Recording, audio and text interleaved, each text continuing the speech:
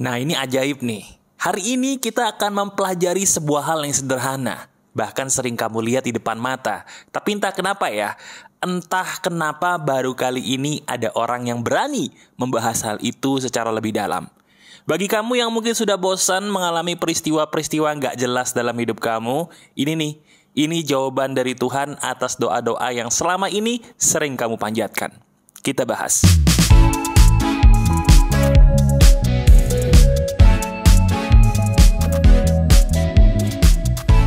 Teman-teman, ada saya kembali Aryan Surya, sahabat baik kamu dari Pagar Kehidupan di podcast pagi. Betul, ada banyak orang gak percaya bahwa dalam hidup itu sebenarnya banyak banget loh petunjuk yang bisa kita ambil.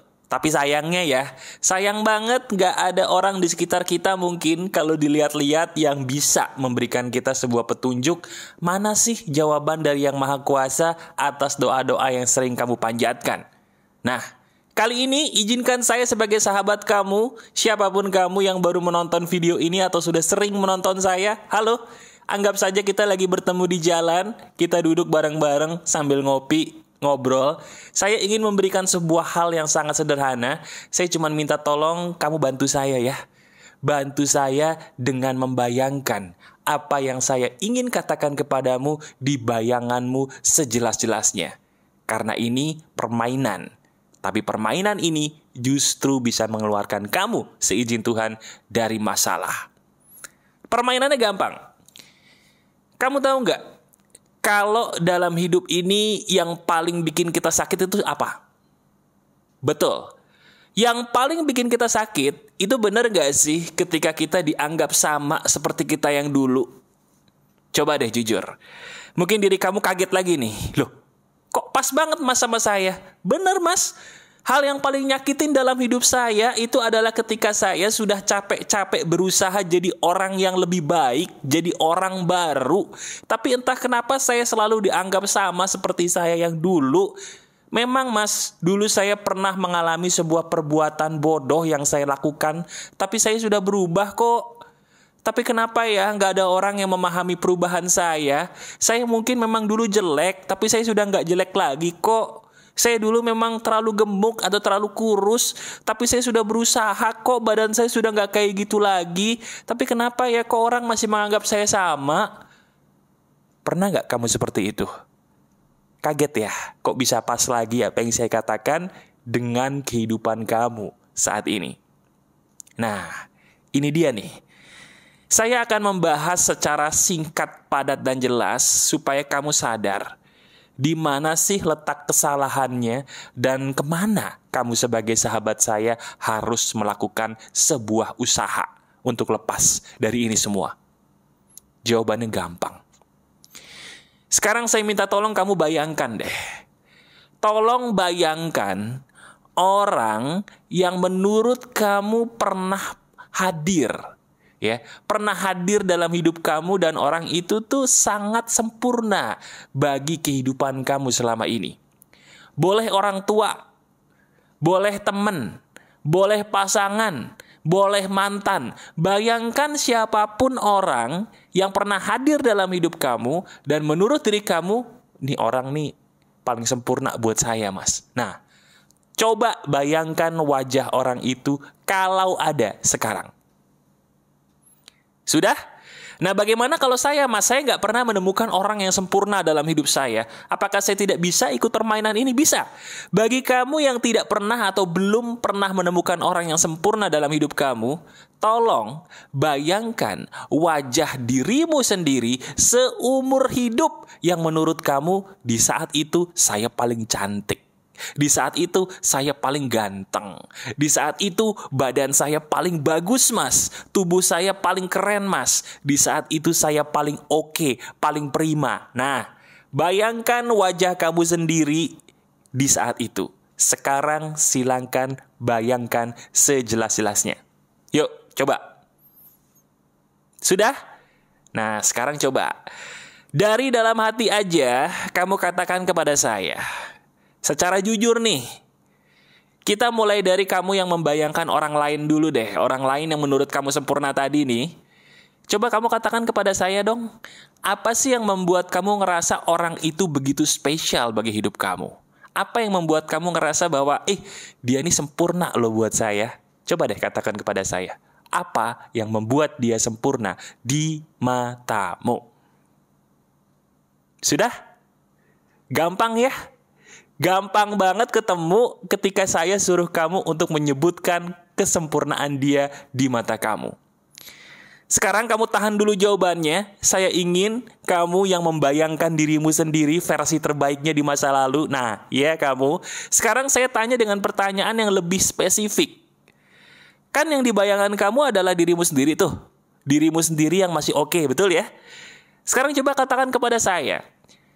Apa yang membuat kamu ngerasa bahwa dirimu yang itu tuh, yang dibayanganmu tadi, itu lebih sempurna loh dibandingkan kamu yang sekarang nih. Yang ada di waktu dimana kamu menonton video ini. Apa yang membuat kamu ngerasa saya tuh di waktu itu keren banget mas, cantik banget, atau ganteng banget, atau pinter banget, atau oke banget lah pokoknya. Bayangkan dan katakan dalam hati kepada saya. Hal apa itu? Silakan. Sudah? Oke. Sekarang saya ingin berusaha menebak. Tapi tolong ya, maaf nih kalau jawabannya lagi-lagi agak menampar. Karena memang sepertinya kamu sebagai sahabat saya nih, udah waktunya ditampar kembali. Kalau video ini sampai ke depan matamu, berarti seizin Tuhan ya. Ini materi digunakan Tuhan untuk mendidik kamu ke jalan yang benar. Ini tebakan saya. Betul atau tidak? Yang membuat diri kamu ngerasa orang itu, atau kamu yang dulu itu lebih sempurna daripada kamu yang sekarang, adalah karena, maaf ya, kamu merasa orang itu atau dirimu di waktu itu lebih mahal daripada kamu yang sekarang. Betul apa tidak? Benar. Ini saya pakai kata nggak salah loh. Saya menggunakan kata lebih mahal. Sadar nggak kamu ngerasa bahwa apa yang kamu bayangkan tadi itu orang lebih mahal dibandingkan kamu yang sekarang? Sadar? Coba nggak usah berusaha membantah. Lihat barang apa yang paling mahal yang pernah kamu beli di sekitar kamu sekarang. Handphone ini mungkin, handphone yang kamu gunakan untuk menonton saya berapa harganya ini? Atau mungkin laptop yang kamu gunakan untuk menonton saya, TV yang kamu gunakan untuk menonton saya, berapa harganya ini? Mahal tidak? Ada barang yang lebih mahal dari ini? Nah, bayangkan barang itu deh. Kenapa kamu bela-belain mau beli barang itu padahal kamu tahu itu mahal? Jawabannya, karena memang dirinya, yaitu barang itu, berharga di matamu. Berarti benar dong saya menggunakan kata lebih mahal, karena barang siapa orang yang lebih mahal, itu pasti akan kita kagumi, dan akan membuat kita merasa bahwa saya pengen menjadi seperti dia. Pertanyaannya adalah, bukan kenapa orang itu mahal, pertanyaannya adalah, kenapa dirimu memurahkan hargamu sendiri? Saya ulangi pertanyaannya, kenapa kita selama ini memurahkan harga kita sendiri? Ya saya tahu, seperti yang saya tebak di bagian depan tadi, saya capek mas, saya udah berusaha jadi orang baru, tapi kenapa saya tuh tidak dihargai perubahannya? Saya udah capek mas, udah berusaha jadi orang terbaik mas, penghasilannya oke mas, nilainya bagus mas, prestasinya oke. Tapi kenapa sih kok saya dinilainya tuh sama seperti saya yang dulu terus gitu loh? Saya capek. Wajar dong mas, gara-gara ini saya selalu menganggap bahwa orang lain lebih mahal dari saya. Bener, saya menganggap mereka lebih mahal daripada saya. Tapi saya jadi seperti ini karena saya tidak pernah dihargai perubahannya. Betul atau tidak itu isi dari hati kamu saat ini? Jujur. Kalau diri kamu sekarang mendadak mungkin pengen nangis, itu normal. Normal banget. Kenapa? Karena apa yang saya katakan ini benar-benar tepat kena di hati kamu. Saya punya rahasia ya, cuman kamu yang tahu. Alhamdulillah nih, karir saya sudah oke. Saya bisa punya 1 juta lebih sahabat pagar kehidupan yang alhamdulillah sama seperti kamu ketolong dari hari ke hari, dari waktu ke waktu. Tapi kamu sadar gak sih dengan apa yang saya miliki, saya capai selama ini, masih ada loh orang yang menganggap saya sama seperti saya yang dulu. Bahkan ternyata bukan saya, bukan cuman kamu. Orang-orang di sekitar saya yang saya tolong juga sama seperti kita. Nggak peduli sehebat apapun kita, orang ada loh yang selalu menganggap kita tuh sama seperti kita yang dulu. Lantas pertanyaannya, apakah itu salah kita sendiri? Bukan. Yang salah adalah mereka karena mereka punya prinsip hidup itu selalu sama. Berarti mereka kasihan. Nggak bisa move on. Orang itu nggak akan bisa sukses kalau pola pikirnya semua itu sama terus. Nggak bisa. Karena memang semua orang tuh berubah kok. Lihat diri kamu deh. Lihat prestasi apa yang sudah kamu capai saat ini. Nggak kerasa seberapa hebatnya kamu. Apakah karena penilaian orang yang selalu menilai diri kamu, diri kita ini sama terus kita merasa bahwa ucapan mereka benar? Halo? Pertanyaannya, Tuhan kita siapa sih? Kenapa kita rela dihakimi orang yang pola pikirnya sempit? Sementara harusnya kita bukannya marah, bukannya kecewa, kita doain. Semoga orang itu pikirannya seluas kamu. Karena nggak mungkin orang itu sama. Maaf nih, mungkin diri kamu ceritanya dulu pernah pakai narkoba. Tapi sekarang udah bersih. Tapi ada aja gitu orang yang selalu menganggap kamu sama seperti kamu yang dulu ketika pakai narkoba. Ya sudahlah.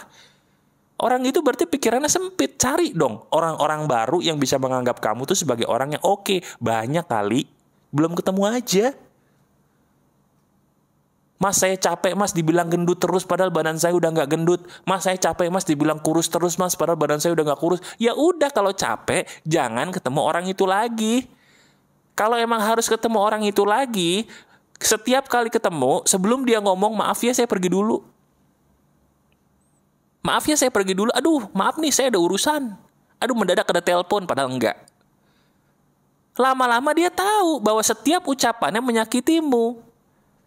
Bukan karena kamu sombong gak mau ngobrol sama dia atau mereka, tapi karena kamu tahu diri kamu sudah berbeda. Nah, saya kasih tahu nih kuncinya. Kalau kita ingin tahu bahwa harga kita itu sudah mahal atau belum, lihat dari satu hal. Apa itu, Mas? Lihat seberapa butuh kita dari pengakuan orang lain bagi kita sendiri. Saya ulangi dengan bahasa gampang. Kalau kita pengen tahu seberapa tinggi harga kita saat ini, itu gampang. Gimana caranya, Mas? Lihat, diri kita masih butuh gak sih orang lain untuk mengendalikan kita? Kita udah kurus nih, kita udah gemuk nih, udah oke badannya, udah bugar. Apakah kita terpengaruh ketika dibilang badannya jelek? Atau kita bisa mikir, oh iya, saya sahabat pagar kehidupan, saya diajarin. Kalau saya dikatain sama orang, saya cukup jauhin orang itu, saya cari orang lain. Lantas kamu lihat prestasimu. Udah, lakukan dua hal itu aja. Pertama, kamu sebisa mungkin jauhi orang-orang itu. Yang kedua, lihat prestasi-prestasimu yang terbaru. Diri kamu sudah bebas dari narkoba. Lihat perjuangan kamu sekarang. Udah bisa olahraga. Catat, saya bisa olahraga. Olahraga saya sudah kuat.